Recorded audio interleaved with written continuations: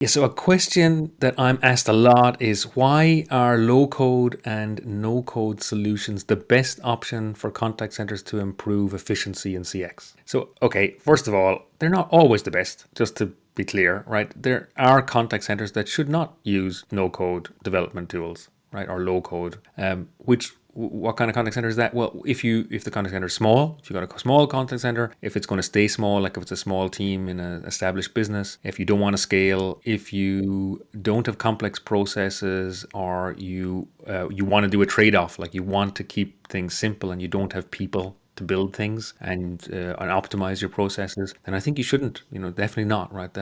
We tell people all the time. We recommend other products when they are of that type. Where it really comes into its own is where you're a business that want to scale, or you're already operating at scale. You have to deal with complexity, and you are always running initiatives to try and improve some part of your experiences or processes.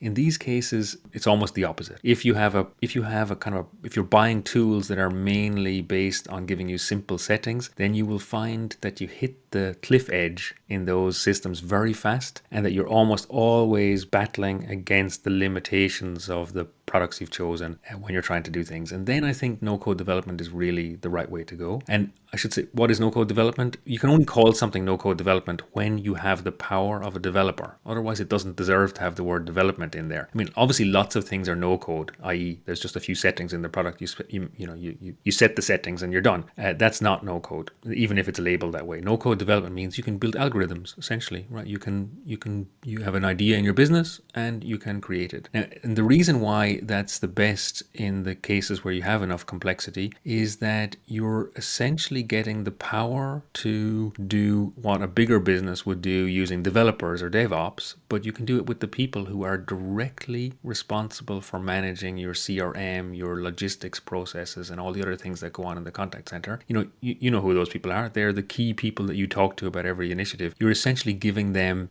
incredible power. You're giving them a very long lever, and when you give people a very long lever, they try to lift bigger things. So if you are in the situation where you're dealing with complexity in the contact center, then no code development with some low code is really essential, I think, to make sure that you can build what you need to optimize your business outcomes.